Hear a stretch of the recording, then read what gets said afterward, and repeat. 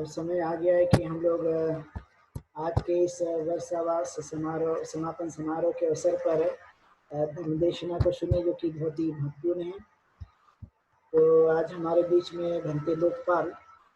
वे भी जुड़े हुए आज इस समारोह में। तो सर्वप्रथम वे आपको धर्मदेशना से लाभान्वित करेंगे कि मनुष्य के जीवन के लिए जो देशना है वो कितनी महत्वपूर्ण है, और बार बार हम लोगों ने देशना सुनकर किस तरह से अपने जीवन को कुशल कर्म के लिए और जो अपने लिए पारमी है, जो पुण्य कर्म है, जो वर्षावास के काल में हम लोग धर्म का श्रवण करते हुए वो करने की कोशिश करते हैं। तो ये हमें जीवन के लिए बहुत ही महत्वपूर्ण है। आज हमारे बीच में भंते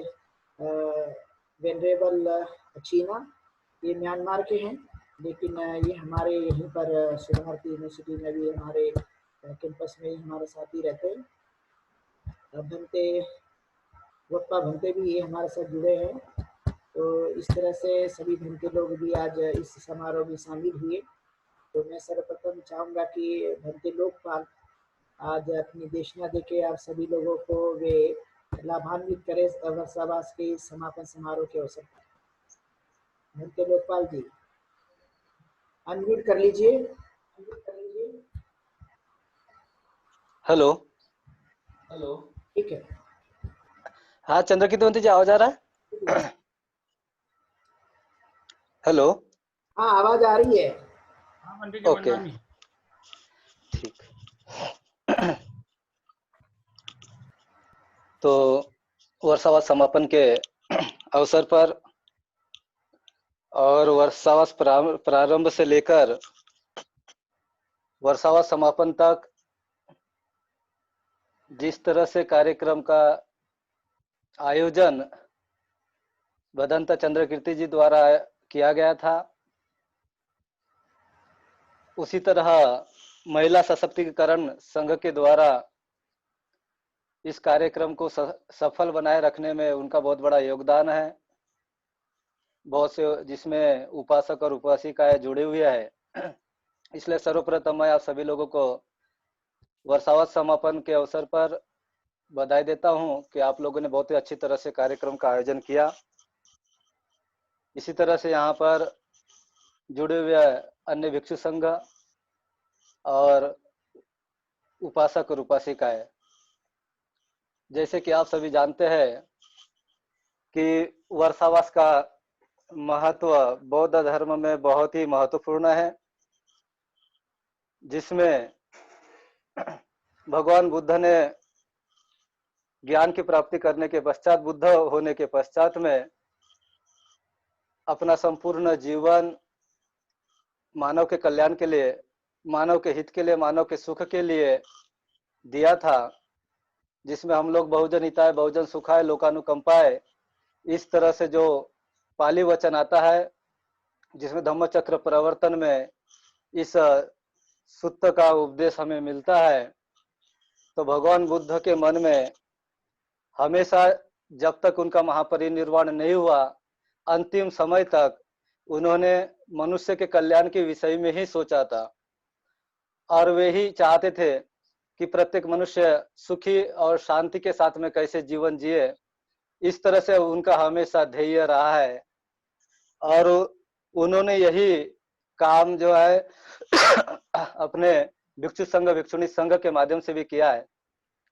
और इसलिए उनके जीवित रहते समय में ही हजारों लोगों की संख्या में अरहंत बने, निर्वाणगामी बने।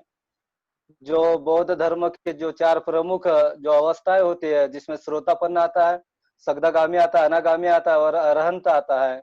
इसमें कई भिक्षु भिक्षुणियां और साथ में उपासक और उपासिकाएं भी इस अवस्था को प्राप्त किए। तो इस तरह से तथागत भगवान बुद्ध का मार्ग है, इस तरह से तथागत भगवान बुद्ध की देशना है, और उन्होंने वो अपने संपूर्ण जीवन में यही काम करने का काम किया है। भगवान बुद्ध इस संसार में एक ऐसे व्यक्तित्व हुए कि जिन्होंने इसी समय में, इसी जीवन में, इस वर्तमान समय में ही जब मनुष्य जीवन जीता है, उस समय में ही कैसे सुख को प्राप्त किया जा सकता है, दुखों से कैसे मुक्त हो सकता है। और इसलिए उनका मार्ग जो हमें अरे अठंगी को मग्गो जो दिखाई देता है, जिसे हिंदी में आर्य अष्टांगिक मार्ग कहते हैं। तो वह 4 आर्य सत्य से मुक्त होने का, दुख निरोध का जो मार्ग है वह आर्य अष्टांगिक मार्ग है, जिसमें 7 प्रकार के दुखों से कैसे मुक्त हो सकता है और मनुष्य के जीवन में कैसे सुख निर्माण हो सकता है। इस तरह से 4 आर्य सत्यों के पश्चात में तथागत भगवान बुद्ध ने आर्य अष्टांगिक मार्ग की देशना की थी। कुछ लोग भगवान बुद्ध को के धम्म को, भगवान बुद्ध की देशना को जो दुख के बारे में कहते हैं कि भगवान बुद्ध ने जो है वो दुख के का ही मार्ग बताया है या दुख तक ही सीमित रही है। इस तरह से जो है लोगों की या जो विद्वान लोग है या जो आलोचक लोग है, इस तरह से जो है वो भगवान बुद्ध के धम्म को, भगवान बुद्ध की शिक्षाओं को जो है वो नकारने का काम करते हैं या उनके विरुद्ध बात करते हैं। लेकिन हमें देखेंगे, हम लोग जैसे धम्मपद वर्ग में हमें सुख वर्ग के बारे में जानकारी मिलती है, या इस तरह से बहुत सारे जो मार्ग है या अष्टांगिक मार्ग की बात देख ले तो हमें क्या दिखाई देगा कि उसमें जो है वो कहते हैं कि इससे माध्यम से मनुष्य जो है वो अंतिम ध्येय तक कैसे पहुंचा जा सकता है। तो इस तरह की जो बातें हैं उन्होंने वो 4 आर्य सत्यों के ऊपर जो है बातें की है, सिर्फ वह दुख तक ही सीमित नहीं है, लेकिन जो प्रारंभ होता है तो जो है सुख तक कैसे पहुंचा जा सकता है। जैसे कोई चिकित्सक है या कोई डॉक्टर है, जब तक कोई बीमारी या रोग का वह निदान नहीं करेगा या उसको जानेगा नहीं, तब तक जो है वह उससे जो मुक्त नहीं हो सकता। इस तरह से तथागत भगवान बुद्ध ने उस दुख के बारे में उन्होंने जो है वो चेतना निर्माण की, उसके बारे में वह लोगों को जागरूक करने का काम किया कि यह दुख है और दुखों से कैसा मुक्त हो सकते हैं यह आपके हाथ में है। और उससे मार्ग जो है दुख निरोध है, दुख निरोध गामिनी पटिपदा जो कहते हैं कि यह मार्ग आर्य अष्टांगिको मग्गो है। तो इसमें जो है भगवान बुद्ध ने इसको मध्यमा पटिपदा या मध्यम मार्ग, हम लोग देखते हैं कि भगवान बुद्ध का जो मार्ग है वो मध्य मार्ग है। तो मध्य मार्ग में क्या है कि यह अष्टांगिक मार्ग, इस तरह से उन्होंने जो है वो बातें की है। तो इस तरह से जो तथागत भगवान बुद्ध का ध्येय रहा है, भगवान बुद्ध का मार्ग रहा है, भगवान बुद्ध का उपदेश रहा है, और उन्होंने यही अपने संपूर्ण जीवन में काम करने का काम किया है। भगवान बुद्ध इस संसार में एक ऐसे अलौकिक व्यक्ति हुए सॉरी ऐसे एक व्यक्ति हुए कि जिनका जन्म, जिनकी ज्ञान की प्राप्ति या महापरिनिर्वाण एक निसर्ग में हुई है। बुद्ध के जैसे व्यक्ति ऐसे बहुत ही कम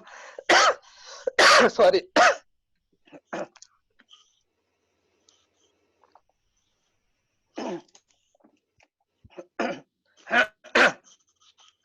ऐसे बहुत ही कम व्यक्ति हुए हैं जिनका जन्म हो या बुद्धत्व अवस्था हो या महापरिनिर्वाण हो, वे सभी के सभी वो पूर्णिमा के समय हुआ। और उनका उपदेश भी, जो प्रथम उपदेश जो धम्म चक्र प्रवर्तन हम लोग जिसे कहते हैं, या जो हम लोग वर्षावास से लेकर वर्षावास समापन तक हम देखते हैं कि वो उनकी जो शुरुआत हुई है वो पूर्णिमाओं को, अधिकांश उनका सब कुछ जो घटनाएं हैं वह पूर्णिमा के दिन में ही हुआ है। तो बुद्ध के समान ऐसे व्यक्ति आपको बहुत कम मिलेंगे क्योंकि इस निसर्ग, इस प्रकृति ने भगवान बुद्ध का बहुत साथ दिया। वो एक, हम लोग 32 लक्षण जिसे कहते हैं हम लोग, कि जो दिग्घ निकाय में जो 32 लक्षणों के बारे में जानकारी मिलती है और उसमें कहते हैं कि वो 32 लक्षणों से जो परिपूर्ण व्यक्ति थे। तो इस तरह से जो है वो निसर्ग में या प्रकृति भी जो है उनका हमेशा साथ दी, और भगवान बुद्ध ने भी निसर्ग और प्रकृति को बहुत महत्व दिया है। इसलिए हम लोग पर्यावरण की बात देखें तो भगवान बुद्ध के इसमें जो है बहुत महत्वपूर्ण उसका मतलब जानकारी मिलती है, जिसे हम लोग आज की वर्तमान समय में एंगेज बुद्धिज्म जिसे हम लोग कहते हैं कि बुद्धिज्म जो है वो एंगेज कैसा है, या बुद्धिज्म जो है आज की समस्याओं का कैसे निदान कर सकता है या इसका निराकरण कैसे कर सकता है। तो बहुत से विचारक है, बहुत से विद्वान है, वे लोग कहते हैं वो पाश्चिमात्य विद्वान हो या वो जो है वो भारतीय हो या अन्य देशों के बौद्ध राष्ट्रों के विद्वान हो, जो लोग भी बुद्धिज्म पर अध्ययन करते हैं या उस पर अपने विचार रखते हुए कहते हैं कि भगवान बुद्ध जो है वो अलग अलग प्रकार से जो है वो इनकी समस्याओं का निराकरण कर सकते हैं। फिर वो हिंसा की बात हो, फिर आर्थिक दृष्टिकोण की बात हो, या फिर पर्यावरण की बात हो। तो इस तरह से जो है एंगेज बुद्धिज्म जो है वो उसमें काम करता है, और एंगेज बुद्धिज्म में अलग अलग विचारक हुए जिन्होंने जो इस प्रकार से काम करने का काम किया है। तो यह जो है भगवान बुद्ध के जीवन में ऐसी बहुत सारी घटनाएं की जो पूर्णिमाओं से जुड़ी हुई है। और भगवान बुद्ध ने रहते समय में वे एक तो अभिधम्म की जो है वो एक कठिन वाली भी बातें करते हैं, और दूसरी जो है वो एक साधारण जो व्यक्ति है या जो समझ सकता है उसके बारे में भी वो अपने विचार रखता है कि उनको भी जो है वो धम्म समझना चाहिए, जो प्रमुखता से जो हमें सुत्त पिटक में दिखाई देता है, जिसमें जो है आपको पता होगा कि दिग् निकाय है, मध्यम निकाय है, संयुक्त निकाय है, अंगुत्तर निकाय है या खुद्दक निकाय के जो 15 जो पार्ट है जिसमें जातक भी आता है, धम्मपद भी आता है। तो इस तरह से जो उसमें बातें है और बहुत ही महत्वपूर्ण जो इसमें सूत्र आए हुए हैं कि जो ग्रस्तों के जीवन में किस तरह से जो है मनुष्य जो है अच्छा जीवन व्यतीत कर सकता है, सुखी हो सकता है, शांति से रह सकता है। तो इस पर जो है तथागत भगवान बुद्ध का ध्येय रहा है, वो एक उनका हमेशा नींव रही है। तो इसके साथ साथ में भगवान बुद्ध ने शील समाधि प्रज्ञा के बारे में भी बातें की है कि शील समाधि प्रज्ञा के माध्यम से जो है वह मनुष्य जो है वो जो पंचशील की बात हो या जो है वो अष्टशील की बात हो या 10 शील की बात हो या विनय पिटक में हम लोग देखते हैं, तो वो जरूरी नहीं है। विनय पिटक में जो भिक्षु और भिक्षुणी के नियम है उसमें बहुत सारे ऐसा लगता है कि वो उसमें ग्रस्तों से भी जुड़ी हुई बातें है कि जैसे जो है वो कैसे व्यवहार करनी चाहिए या किस तरह से जो है वह जीवन जीना चाहिए, तो वह जो है वो विनय पिटक में भी बातें हमको विनय जो है वो दिखाई देता है। तो यह शील वाली बात हो गई। या समाधि हम लोग ध्यान साधना जिसे कहते हैं, आनापानसति कर सकते हैं या विपස්සना कर सकते हैं कि आज वर्तमान समय में पाश्चिमात्य कंट्री हो या अन्य बहुत सारे जो राष्ट्र है भारत के साथ साथ में, वे लोग भी जो है वो आज बुद्धिज्म से यदि जुड़ते हैं तो वह सबसे ज्यादा योगदान यदि हमको दिखाई देता है तो वह भगवान बुद्ध के आनापानसति है, ध्यान है, विपස්සना है। वह बहुत बड़ा महत्वपूर्ण है, जिसमें विपස්සना को हम लोग जो है कायानुपස්සना देख सकते हैं, वेदनानुपස්සना देख सकते हैं, चित्तानुपස්සना है, धम्मानुपස්සना है। तो इस तरह से जो है यह जागरूक करने का काम करता है। जैसे भगवान बुद्ध ने अभिधम्म पीठों में, अभिधम्म तो संघों में हम लोग देख सकते हैं कि जिस तरह से उन्होंने चित्त चैतसिक और रूप और निब्बाण की बात की है कि आज वर्तमान समय में जो वैज्ञानिक हो या इस तरह से जो चित्त पर या माइंड से संबंधित जो चिकित्सक हो इस तरह से बात नहीं करते, जिस तरह से भगवान बुद्ध ने जो है चित्त को अलग अलग भागों में जो है विभाजित किया, अलग अलग प्रकार से उसका बताया है कि 89 प्रकार के चित्त है, 52 प्रकार के चैतसिक है। तो इस तरह से जो है वह बातें चित्त चैतसिक रूप है, इस तरह से रूप है 28, 24 प्लस 4 जो है महाभूत वो उसमें जुड़ जाते, तो 28 और निब्बाण है कि 2 प्रकार के जो वो बताए हैं कि निब्बाण की बात की है। तो बुद्धिज्म का जो ध्येय है वो इस वर्तमान समय में ही इन सबसे मुक्त होने का मार्ग है। अन्य लोग या अन्य धर्म की शिक्षाओं में हम देख सकते हैं या अन्य जो बातें करते हैं कि मरने के बाद में जो है वो सब कुछ होगा। बुद्ध इस तरह के व्यक्ति नहीं रहे। भगवान बुद्ध ने जिस तरह उन्होंने कहा कि मैंने जिस तरह से इस वर्तमान समय में जो प्राप्त किया है या जिस तरह से मैं इन दुखों से मुक्त हुआ हूँ और मैंने जो चित्त की जो शांति प्राप्त की है, मानसिक चित्त की जो शांति प्राप्त की है, इस तरह से प्रत्येक व्यक्ति प्राप्त कर सकता है। फिर वो अनंत बने व निर्वाण को प्राप्त हो या श्रोतापन्न सगदागामी अनागामी तक पहुंचे। तो मनुष्य जो इसमें लगा रहेगा तो वह निश्चित ही इस वर्तमान समय में ही जो है वो अपने ध्येय तक पहुंचा जा सकता है। मरने के बाद में क्या होता है क्या नहीं वो बात का जो है वो सवाल है। बुद्धिज्म में भी इस तरह की बातें आई है, लेकिन वर्तमान समय में इससे क्योंकि मनुष्य वर्तमान समय में ही सब कुछ चाहता है। मनुष्य मरने के बाद में मनुष्य जो है वह कुछ नहीं, जो भी चाहे या न चाहे, लेकिन वर्तमान समय में ही चाहता है। तो इसलिए वर्तमान समय में चाहने के कारण बुद्धिज्म एक ऐसा मार्ग है या भगवान बुद्ध की देशना या जो बाद में अलग अलग जो डिवीजन जो है महायान हो या फिर जो है वो वज्रयान हो, तो ये जो बाद में निर्माण हुई जिसमें भगवान बुद्ध की भी शिक्षाएं दिखती है, लेकिन प्रमुखता के साथ में भारतीय प्रसंग में जो थेरवाद है मतलब जो है भगवान बुद्ध की जो देशना जो हम लोग त्रिपिटक के रूप में देखते हैं, तो उसमें यही बताया गया है कि जो है वर्तमान समय में है हम लोग अच्छा जीवन जी सकते हैं, वर्तमान समय में है अपने ध्येय को प्राप्त कर सकते हैं, वर्तमान समय में ही हम लोग निर्वाण को प्राप्त कर सकते हैं, वर्तमान समय में ही जो है अनंत तक पहुंचा जा सकता है। तो इस तरह से जो है वह उन्होंने प्रज्ञाशील समाधि के माध्यम से जो है वह अपने इस बारे में बातें की है। तो इसके साथ साथ में जो है वह 4 ब्रह्म विहार की बात यदि करेंगे कि मैत्री है, करुणा है, मुदिता है, उपेक्षा है, जो ध्यान साधना भी जो है विपස්සना के माध्यम से उपेक्षा की बात की जाती है या समता की बात की जाती है। तो भगवान बुद्ध ने जो है मैत्री, जिस तरह से भगवान बुद्ध ने मैत्री का जो विचार बताया है जिसे हम लोग मित्रता कहते हैं, या जो करुणा की बात की है, जो जिस तरह से जो है दया की बात की है, वह इस तरह से बात करने वाले आपको बहुत ही कम लोग मिलेंगे। तथागत का हमेशा ध्येय यही रहा। फिर वो अच्छा डाकू जो है अंगुलीमाल हो या फिर जो है वो उस समय के चोर हो, लुटेरे हो या देवदत्त पर उनकी कृपा हो, मतलब जिस तरह से उन्होंने जिन लोगों ने भी भगवान बुद्ध को जो है परेशान करने की कोशिश की या उन्हें जो है वो दुख देने की कोशिश की, लेकिन तथागत का हमेशा ध्येय यही रहा। भगवान बुद्ध की देशना यही रही, भगवान बुद्ध की शिक्षा यही रही, और कि उन्होंने जो है वो सभी जीव जंतु प्राणी या सभी मनुष्यों के प्रति जो है वो हमेशा जो है वह उन्होंने जो मैत्री का ही जो है बीजारोपण किया, उन्होंने करुणा को ही महत्व दिया है। और इस तरह से जो है उन्होंने सभी लोगों को कहा कि मेरी जो शिक्षा है वो मैत्री वाली है, करुणा वाली है, या प्रसन्न जो है प्रसन्नता निर्माण करने वाली है, और समता के साथ में हम लोग जो है वो कैसा जीवन जिए। तो इस तरह से चार ब्रह्म विहार यानी अच्छी तरह से जो है वो कैसे विहार कर सकते हैं, कैसे जी सकते हैं, तो ये चार बातें उन्होंने अपनी बताई है। और जिसके माध्यम से बहुत सारे लोगों ने जो है भगवान बुद्ध के इस तरह से संपर्क आने के बाद, भिक्षुओं के साथ में संपर्क आने के बाद में, उपदेश सुनने के बाद में, बहुत से लोग उस समय में ही,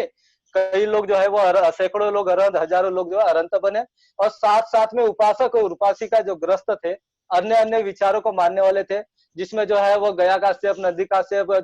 उर्वेल काश्यप, जो तीन जटिल का जो काश्यप है, वे लोग भी जो है आए, और उनके साथ साथ में जो उनके शिष्य भी लोग थे वो हजारों वो लोग भी आए। संजय जो वेलट्टी पुत्र हो, जो सारिपुत्र महामोगल्यान जो भगवान बुद्ध के संपर्क में अशोचित के कारण जो है वह प्रवर्जित हुए, वो भी उनके साथ में सैकड़ों जो लोग श्रमण थे वो भी आए। तो बताने का मतलब उद्देश्य यही था कि उस समय में भी जो 62 प्रकार के जो विचार थे, या 62 प्रकार के जो विचारक निर्माण हुए, जिसमें अजित के स्कंबली आता है, जो है वो आलार कालाम आते हैं, उदक रामपुत्र आते हैं, चातुसेमार को मानव निघंटनाथ पुत्र आते हैं, पकुत कात्यायन आते हैं, संजय वेलट्टी पुत्र आते हैं। तो इस तरह से जो 6 जो प्रमुख उस समय में भगवान बुद्ध के काल में हुए, ऐसे लोगों के शिष्य भी जो है तथागत के पास में आए और प्रवज्जित हुए, और उन्हें जो है माना कि नहीं, ये भगवान बुद्ध की जो देशना है, भगवान बुद्ध की शिक्षा है, वो तो जो है वो मध्य मार्ग वाली है, और हम लोग जो है अतिका मार्ग है, इस तरह से उसमें जीवन, जैसे निघंटनाथ पुत्र है वो अतिका मार्ग बता रहा है, तो उससे तो जो है प्राप्त नहीं हो रहा है, क्योंकि इस मार्ग को भगवान बुद्ध ने भी जो है वो अनुभव किया था, या उस मार्ग को अपनाया था, लेकिन इससे तो प्राप्त नहीं हो रहा है। तो ऐसे जो महावीर को मानने वाले भी जो लोग थे, उनके शिष्य थे, वे बुद्ध के पास में आए,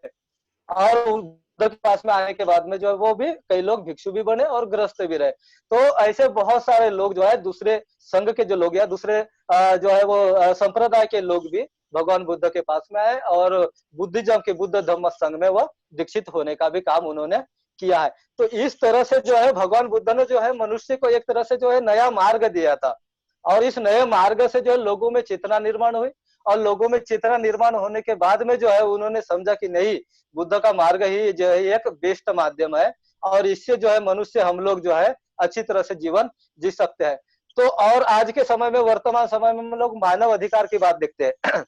या जिसे ह्यूमन राइट्स कहते हैं, कि ह्यूमन राइट्स पर अलग अलग जो है वो काम किया जाता है, भारत में भी कर रहे हैं, अन्य देशों में भी कर रहे हैं, और इस तरह से बहुत जो है उस पर बहुत ध्यान दिया जा रहा है। और कहते हैं कि मानव अधिकार की यदि देखा जाए तो बौद्ध राष्ट्रों में बहुत महत्वपूर्ण हो जाती है, या बौद्ध राष्ट्रों में मानव अधिकार की सुरक्षा बहुत अच्छी तरह से कर सकते हैं। तो एंगेज बुद्धिज्म के माध्यम से मानव अधिकार की भी बात करते हैं। तो तथागत भगवान बुद्ध ने भी उस काल में भी जो मानव अधिकार की बात की, तो मानव अधिकार में देखते हैं कि चार वर्ण व्यवस्था, जो चतुवर्ण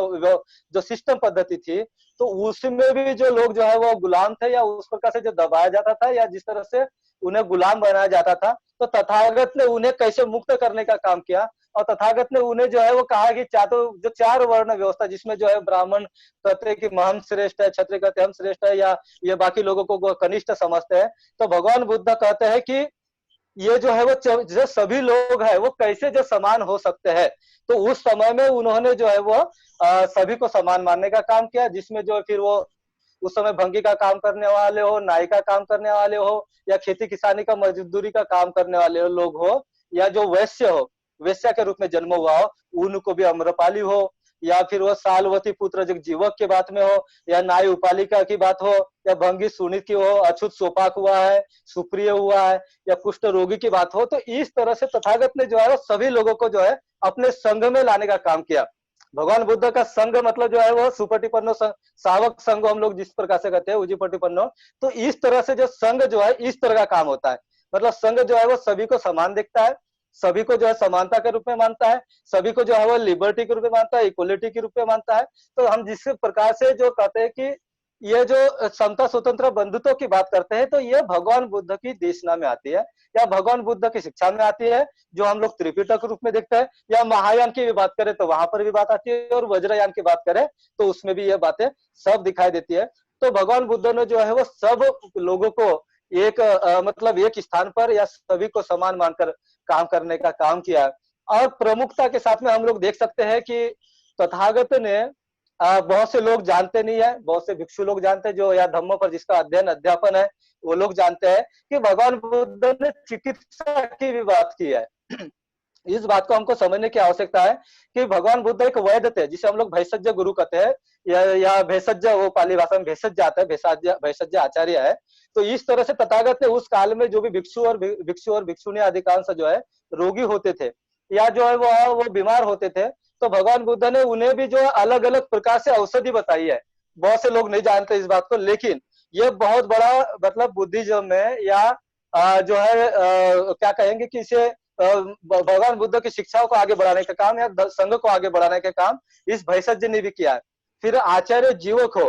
तो ये दोनों जो है वो हमारे मतलब बौद्ध भैषज की हम जब बात करते हैं या बौद्ध चिकित्सा की बात करते हैं, तो सबसे पहले इसकी शुरुआत जो है वह भगवान बुद्ध से हुई। तो भगवान बुद्ध ने आनंद को मतलब जो है भिक्षु संघ को जो है वो ये दिया है, या आचार्य आनंद के जो है वो गुरु को जो है वो कोठी वो उनको जो है वो भैषज दिया है, या बहुत सारे जो भिक्षु है उनको दिया है। तो भगवान बुद्ध ने जो हल्दी की बात की है, अदरक की बात की है, या जो है आपकी जो है वो मतलब जो लहसुन की बात की है या वनस्पतियों की बात की है, तो इस तरह से भगवान बुद्ध ने भी भैषज बताया, जिसे भैषज पाली भाषा में भेषज कहा था, आज की भाषा में उसे आयुर्वेद कहते हैं। तो भगवान बुद्ध एक चिकित्सा के मतलब चिकित्सक थे, वो एक वैद्य थे, और उसके उन्हीं के साथ में आचार्य जीवक भी हुए। मतलब बताने का मतलब है कि बौद्ध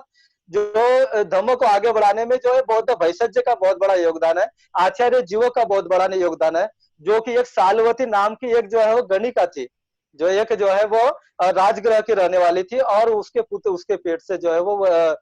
जीवक नाम का जो एक बच्चा जो है जन्म लिया, और उसके माता पिता बाद में पता नहीं चला। लेकिन भगवान बुद्ध के संग में उन्हें बहुत बड़ा मान सम्मान मिला, उन्हें बहुत बड़ा रिस्पेक्ट मिला, और बौद्ध धर्म में संग में रहते हुए उन्होंने बहुत से भिक्षुओं की अधिकांश जो है उन्होंने चिकित्सा की है। और उसके साथ साथ में राजा बिंबिसार हो, राजा उदयपुत्र हो, अपना प्रद्योत हो, अवंतिका राजा हो, या गृहपति हो, श्रेष्ठी हो, तो इनकी भी उन्होंने जो सेवा करने का काम किया। और उसके साथ में ये उसका प्रभाव पड़ा कि वे लोग भी जो है इससे प्रभावित होकर भगवान बुद्ध के संघ में दीक्षित होने का काम किया है। कोई लोग भिक्षु बनने की कोशिश किए, बने हैं, कई लोग जो है उपासक उपासिका के रूप में रहे। तो यह जो है आचार्य जीवक ने भी भैषज के माध्यम से, एक डॉक्टर के माध्यम से जो है उस समय में, तत्कालीन समय में, मतलब बुद्ध कालीन समय में इस तरह से काम किया। मतलब जीवक ऐसे व्यक्ति हुए कि जो उस समय में, मतलब आपको पता होगा ऑपरेशन वाली जो पद्धति आज है, सिर की पद्धति जो ऑपरेशन है, उन्होंने स्वयं के हाथ से चीरफाड़ करते हुए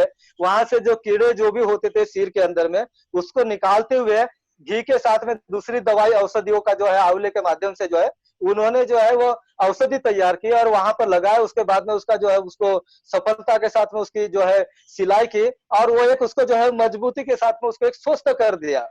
तो बौद्ध चिकित्सा बहुत ही महत्वपूर्ण चिकित्सा है, और ये जो है वो बौद्ध धर्म को बढ़ाने का काम इसने जो है वो बहुत किया है। तो इस तरह से काम बौद्ध धर्म को बढ़ाने में या बौद्ध धर्म में आने के बाद में जो ये समानता वाली जो बात दिखाई देती है, तो ये तथागत सबको समान देने के कारण, फिर वो वैश्य हो, फिर वो या अछूत हो, वो या गरीब हो, फिर वो राजा बिंबिसार हो, राजा प्रसन्नजीत हो, या अन्य जो है प्रजा के लोग हो, या फिर वो कोई श्रेष्ठी हो या गृहपति हो, इन सभी लोगों के माध्यम से जो है वो मतलब जो है वो बौद्ध धर्म में आए, उन्होंने प्रचार भी प्रसार किया, और जिसके कारण जो है बौद्ध धर्म संघ को एक आगे बढ़ाने का भी जो है वो एक उस समय में अवसर मिला था। और आज के वर्तमान समय में हम लोग देखते हैं कि बहुत से आलोचक है या बहुत से जो अन्य विद्वान है या बुद्धिज्म का भी काम करते हैं, लेकिन उनके मन में जो है कहीं ना कहीं बौद्ध धर्म के प्रति द्वेष की भावना है ना, वो कटुता की भावना रखते हैं, या क्योंकि वो अपने धर्म को ही आगे या श्रेष्ठ समझते हैं। या जैसे भगवान बुद्ध ने कहा है कि नहीं वेरे न वेरानी समंति दा कुदाचनक अवेरे न च समंति, जो ये सब धर्म सनातन वाली जो बात करते हैं, मतलब जो सनातन धर्म की बात करते हैं, ये सब धर्म सनातन वाली बात करते हैं, जिसे हम लोग पाली में ये सब धर्म सनातनो कहते हैं, वो सनातन धर्म वाली बात जो है भगवान बुद्ध ने की है। तो लेकिन आज वर्तमान समय जो भगवान बुद्ध की इस उपदेश को या इस शिक्षा को जो है वो चुरा कर सकते हैं या उसको जो अपना कर सकते हैं, आज वो अपने आप को श्रेष्ठ बताने की कोशिश करते हैं, और बौद्ध धर्म को कहीं ना कहीं वो अवॉइड करने की कोशिश करते हैं या मिलाने की कोशिश करते हैं। तो ऐसे जो लोग हैं वो कहते हैं कि वो कहीं ना कहीं वो उनका मानना यह है कि वो भगवान बुद्ध स्त्रियों के प्रति कहीं ना कहीं उनकी सोच जो है वो अलग थी, या वो बौद्ध धर्मों में जो है वो दीक्षित नहीं लेना चाहते थे, या बौद्ध धर्म में उन्होंने जो है लिया नहीं। लेकिन इस बात को हमको समझने की आवश्यकता है कि जो भगवान बुद्ध पहले जो हुए, मतलब उन्होंने जब ज्ञान प्रथम धर्म उपदेश दिया, तो उसमें जो छठवां भिक्षु है, पंचवर्गीय के बाद में छठवां जो भिक्षु है, षड्वर्गीय भिक्षु, तो उसमें यश नाम का जो गृहपति या श्रेष्ठ जो भिक्षु बना था यश, उनके माता पिता, उसकी उनकी जो बाद में भिक्षु बनेगा उनकी जो पहले की पत्नी, तो ये जो है वो क्या हुआ, संघ बौद्ध धर्म संघ में जो ये प्रवजित हुए। मतलब स्त्री उसी समय में आ गई। ये जो हम लोग को ध्यान रखने की बात चाहिए कि स्त्रियों की बात करते हैं लोग कई, लेकिन भिक्षुणियों की बात करें तो यह बाद में आता है। लेकिन जो हम लोग बुद्ध धम्म संघ में यदि बात करते हैं त्रिवाचिक के रूप में, तो त्रिवाचिक के रूप में बुद्ध धम्म संघ के रूप में यश के माता पिता और उनकी जो पत्नी जो है वह संघ में मतलब जो बुद्ध धम्म संघ में दीक्षित हुए थे। और उनके पहले द्विवाचिक के रूप में तपस्वी और भल्लिक जो है ये व्यापारी थे, ये लोग आए थे दो बुद्ध धम्म संघ में, क्योंकि उस समय में जो है संघ अस्तित्व में नहीं आया था। और उसके बाद में जो उन्होंने धम्म चक्र प्रवर्तन किया, उसके बाद में संघ अस्तित्व में आया। तो इस तरह से जो है बुद्ध धम्म संघ में भगवान बुद्ध ने स्त्रियों को उसी समय में स्थान दिया था। और उसके बाद में भिक्षुणियों की जो है उन्होंने स्थापना की। तो उसका कारण भी था, तत्कालीन या बुद्धकालीन समय में स्त्रियों को मतलब भिक्षु जो है वह गांव के बाहर या जंगल में रहते थे, तो उस समय में बहुत बड़ी परेशानी थी। उस समय में चोर भी रहते थे, डाकू है, लुटेरे है, इनका बहुत बड़ा जो है वो भरमार रहती थी। ये लोग जो है वो बहुत गलत गलत कार्य भी करते थे। तो हम लोग देखते हैं कि वैसे लोग भी जो है भगवान बुद्ध के संघ में आए, तो उनको भगवान बुद्ध ने शिक्षा दी, वो अरहंत बने। भगवान बुद्ध ने जो है उन्हें दीक्षित भी करने का काम किया। तो ऐसे जो है वो लोग अपराधी लोग जिसे हम लोग कहते हैं, ऐसे लोग भी जो है धम्म दीक्षा। तो भगवान बुद्ध का मतलब महत्व था, मतलब भगवान बुद्ध का प्रमुख मानना यह था कि सभी लोगों को जो है मौका दिया जाए तो सभी लोग जो है वो श्रेष्ठ हो सकते हैं, सभी लोग जो है उस मार्ग को प्राप्त कर सकते हैं। तो इस तरह से काम जो है तथागत भगवान बुद्ध ने किया। और उसके पश्चात में बहुत सारे जो चरत भिक्षुचारी का हम लोग देखते हैं, बहुजन हिताय बहुजन सुखाय वाली जो संकल्पना देखते हैं, तो ये भगवान बुद्ध ने जो बात बताई थी, उसके बाद में बहुत सारे जो भी हजारों जो लाखों भिक्षु बाद में हुए, तो उन्होंने जो है यही काम करने का काम किया। और ये सब संपूर्ण सभी लोग जो है उस समय के जम्बूद्वीप में, आज के वर्तमान समय के भारत देश में अलग अलग कोने में जाकर जो है उन्होंने धम्म उपदेश किया, भगवान बुद्ध के जो धम्म को आगे बढ़ाने का काम किया, भगवान बुद्ध की शिक्षाओं को बढ़ाने का काम किया। और इस तरह से भारत में उस समय में जो है वह बौद्ध धर्म का प्रचार प्रसार किया। और सबसे ज्यादा जो है बाद में बौद्ध धर्म को गति जो प्रदान मिली है, या भगवान बुद्ध के धर्म को जो धम्म चक्र को जो है वो आगे बढ़ाने का काम, जो रथ को आगे बढ़ाने का काम जो है वो सम्राट अशोक के माध्यम से हुआ। जो ग्रेट हम लोग जिसे कहते हैं कि महान जो राजा यदि कोई है, तो धम्म राज्य यदि निर्माण करने की यदि किसी ने काम किया है, तो वह जो है वो जो पाली में हम लोग जो है वो उसमें एक सूत्र के रूप में, एक गाथा के रूप में जो इस तरह से बातें आती है कि जो राजा भौतु धम्मिको, तो राजा भौतु धम्मिको में जो है राजा सम्राट अशोक जो हुए हैं वो बहुत ही महान हुए। और उन्होंने यही काम किया। और उन्होंने भारत के साथ साथ में जो है उस समय के म्यांमार का हो, श्रीलंका को, आस पड़ोस के जितने भी यवन देश हो, मिस्र देश हो, या भारत देश के जो है वो गांधार हो, जिसमें हम लोग कश्मीर वाली बात देखे, या इधर नर्मदा के तक तो वो मध्यम भिक्षु को उधर भेजे, या इधर महादेव जो नर्मदा के भिक्षु को इधर भेजे, महाराष्ट्र वाला जो महाराष्ट्र जो है प्रदेश है वहां पर भिक्षु को भेजे, मुंबई अपरांत प्रदेश जो है वहां पर भिक्षु धर्म रक्षित हो, या महाधर्म रक्षित हो, या रक्षित हो, या जो है इस तरह से जो, या अपने स्वयं के पुत्र या पुत्री को जो है उनके साथ में 4 भिक्षु जो है उठी हो, इति हो, या सोन और उत्तर हो। तो ये जो उन्होंने काम किया है, तो सम्राट अशोक का भी यही कहना था कि इस तरह से जो भगवान बुद्ध का जो मार्ग है भारत देश में जो निर्माण हुआ है, इनकी आवश्यकता जो है विश्व में है। और यदि ये इस तरह से धम्म राज्य हर देशों में निर्माण होगा, आज जो है सम्राट अशोक के बदौलत ही हमें आसपास में एशियन कंट्री में हमें दिखाई देता है कि वो सम्राट अशोक का उसमें योगदान है। तो इस तरह से जो है काम जो है भगवान बुद्ध के धर्म को आगे बढ़ाने का काम सम्राट अशोक के माध्यम से हुआ है। और पूर्ण उस समय में सम्राट अशोक ने भगवान बुद्ध के जो शिक्षाओं से या भगवान बुद्ध से प्रेरित होकर या श्रद्धावान होकर उन्होंने जो है इसी तरह के जो अलग अलग जो धम्म जिसे हम लोग कह सकते हैं कि महाविहार या स्तूप या शिलालेख हम लोग कह सकते हैं, स्तंभ लेख कह सकते हैं, कि जो हम लोग आते हैं लिटरेचर में आता है, फिर वो महावंश हो या दीपवंश वाली बात यदि आती है, या बाद में जो उसमें जो वंश परंपरा जो निर्माण हुई है, इसमें जो बाद में टीकाकार हुए हैं, या जो है इन्होंने जो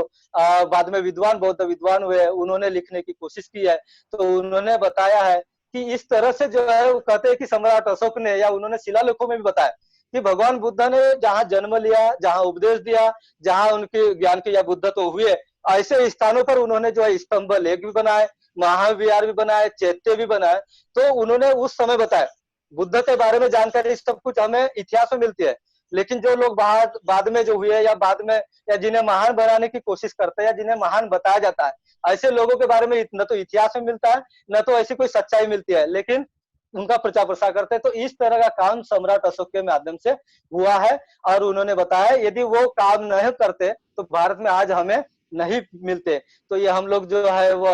हम देख सकते हैं। और उसी काम को बाबा साहब अम्बेडकर के माध्यम से, सम्राट अशोक के कार्य को, भगवान बुद्ध के मार्ग को, या धम्म राज्य या धम्म जो देश प्रदेश जो है हमारे भारत को बनाने की कोशिश जो है वो बौद्धमय राष्ट्र वाली जो भारत वाली बात की है। तो उन्होंने इस तरह से वर्तमान समय में जो एंगेज बुद्धिज्म में उनका बहुत बड़ा योगदान है, तो वो इस तरह से उन्होंने काम किया है। तो जो है आज के वर्षावस के अवसर पर, समापन के अवसर पर मैं अधिक अपने जो देशना है, अपना जो उपदेश है ज्यादा न देते हुए मुझे बोलने के लिए भदंत चंद्र कीर्ति जी ने मुझे अवसर दिया, इसलिए उनका बहुत बहुत मैं आभार मानता हूँ, उन्हें धन्यवाद देता हूँ। और आप सभी लोगों ने, महिला सशक्तिकरण संघ के जो भी लोग हैं और अन्य लोग हैं, भिक्षु लोग हैं, उन सब लोगों ने सुना है, तो सब लोगों को मैं धन्यवाद देता हूँ और मैं अपने उपदेश को यहीं पर समापन करता हूँ। नमो बुद्धाय। वंदनामि भंते जी। साधु साधु साधु। अभी ये लोकपाल बंटी जी का आपने सुना, इन्होंने मार्गदर्शन किया सब लोगों का इस वर्षावास समापन समारोह के अवसर पे। लेकिन अभी हम लोगों को एक लेना होगा एक ब्रेक, और ब्रेक के बाद में हम लोग फिर से देशना हमारी जारी रहेगी। तो पुनः आप लोगों को एक बार जुड़ना है।